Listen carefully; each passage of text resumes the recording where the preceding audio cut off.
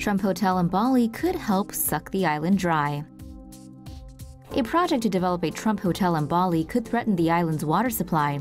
The SCMP reports the proposed 6-star resort and 18-hole golf course are set to be built on a cliff-top site previously home to the Pan Pacific Nirwana Bali.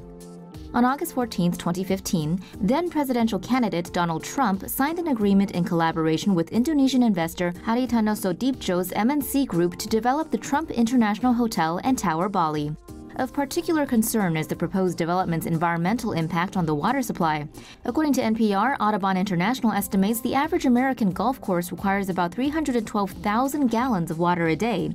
Deutsche Welle reports over half of Bali's groundwater is used by the island's tourism industry. The industry's water demands are putting Bali's rice terraces and subak irrigation systems at risk. Deep bore wells drilled by hotels and villa-based resorts have led to saltwater leaking into and contaminating groundwater. Meanwhile, Vice reports the tourism industry has caused as many as 260 of Bali's 400-plus rivers to dry up. If the Trump development is completed as planned, it would be the largest resort on the island. Can't stump the Trump. China and Russia listening to Trump's iPhone calls. It appears that President Donald Trump continues to use unsecured iPhones to talk to his pals instead of using a secure White House line. According to the failing New York Times, Trump has a penchant for using 3 different iPhones. 2 of them have been altered by the NSA to be a bit more secure, while the third is a personal phone. According to anonymous current and former officials, since none of the 3 phones are totally secure, Chinese and Russian spies have allegedly been listening in. It looks as if the Chinese believe that by gathering a list of Trump's personal friends, they'll somehow be able to influence the reality president's stance on things like the ongoing trade war. Good luck with that. Of course, the Russians didn't want to let the Chinese have all the fun, so they too have been dropping in for a listen. Fortunately for the US, most of Trump's conversations are relatively surfacey, and his lack of interest in classified briefings probably means no secrets are getting spilled. Naturally, Trump fired back at the New York Times over Twitter, calling the report fake and saying he preferred using government-authorized hardlines. Unfortunately, that tweet was sent over an iPhone. Oops. Cards Against Humanity buys land to block Trump wall. Cards Against Humanity announced that it has purchased land on the US-Mexico border to obstruct Trump from building his border wall. The Chicago card game company said on its website it was part of a holiday promotion whereby you give them $15 and get 6 surprise gifts that will help save America. The company said, "We've purchased a plot of vacant land on the border and retained a law firm specializing in eminent domain to make it as time-consuming and expensive as possible for the wall to get built." It was sold out on Wednesday morning, only a few hours after the program was launched. Cards Against Humanity says it's trying to save America from injustice, lies, racism, the whole enchilada. Come on, do we really need to be saved from Mexican food? The company hasn't said where the plot is located, but their entertaining YouTube video shows wild horses galloping across an open prairie. Good enough for us. If you build it, they won't come. No, they'll still come. Construction began on 8 different border wall prototype designs on Otay Mesa on Tuesday. Contractors now have 30 days to complete their walls. 4 of the prototypes will be concrete, while the other 4 will be made of various materials.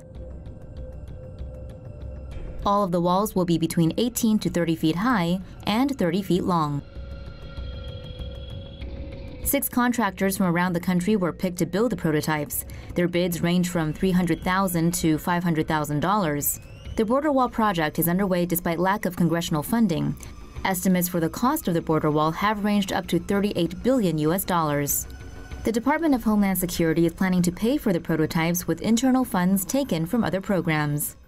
Worker falls 40 feet down-hold working on Trump wall prototype. That's a hole-in-one for President Trump. Well, more like one in the hole. A construction worker who wasn't paying attention fell down a 40-foot hole at Trump's border wall prototype construction site in Otay Mesa on Wednesday. The man was digging in the foundation for one of the wall prototypes at the time. Apparently, a double layer of plywood was supposed to prevent these types of accidents from occurring. Workplace safety? Check. The worker was walking backwards and not paying attention to where he was going when he plummeted 40 feet down into the hole. Workplace safety? Uncheck. He was hoisted out of the hole and checked for injuries on scene. As he was okay, he got back to work. Construction of 8 wall prototypes began this week. 6 contractors from across the country have 30 days to complete their walls. As to who's going to pay for all this nonsense in the end, clearly, without a doubt, it's going to be Mexico. The Beast gets an upgrade for Trump's inauguration. When he becomes President of the United States, Donald Trump will travel in an upgraded version of the Cadillac-branded limousine used by current President Barack Obama. According to Auto Week, the new presidential state car is expected to sport the looks of a Cadillac Escalade sedan. Known as Cadillac One, or by the Secret Service as the Beast, it will use a Kodiak medium-duty truck frame with custom-made body panels. The 7-seat interior is sealed to protect against a biological or chemical attack, with windows that can withstand armor-piercing bullets. The current edition of the Beast has 20-centimeter thick, heavy armor-plated doors and a reinforced steel plate running underneath the vehicle to protect it from roadside bombs. The presidential limousine has tear gas cannons and a night vision camera, as well as a pump-action shotgun. Extra weapons, an oxygen supply, and bottles of the president's blood type are also on board.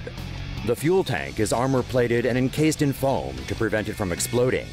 The Kevlar-reinforced tires are puncture and shard resistant, with steel rims that allow the car to continue driving even if the tires are destroyed. The vehicle bears the American flag and the presidential standard while traveling domestically.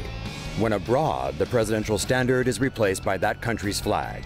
The Beast will reveal its upgraded look on January 20th as it welcomes the 45th President Donald Trump at the 2017 inauguration. Critics are calling for a virtual Trump wall. As construction of Trump's prototype border fences continues down in San Diego, critics are calling for other options. Texas Sheriff Martin Queller believes a virtual wall at the U.S.-Mexico border would be more effective than a physical wall. Queller says building an actual wall would have to overcome environmental issues and deal with the abundance of privately owned land along the border. The sheriff has been looking for $92 million in funding over 5 years for a virtual wall that uses technology and agents on the ground as an alternative to the wall. His proposed virtual wall would extend around 300 miles from Starr County to Del Rio.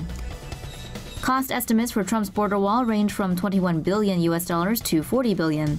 Trump has repeatedly promised Mexico will pay for his wall. Sure they will.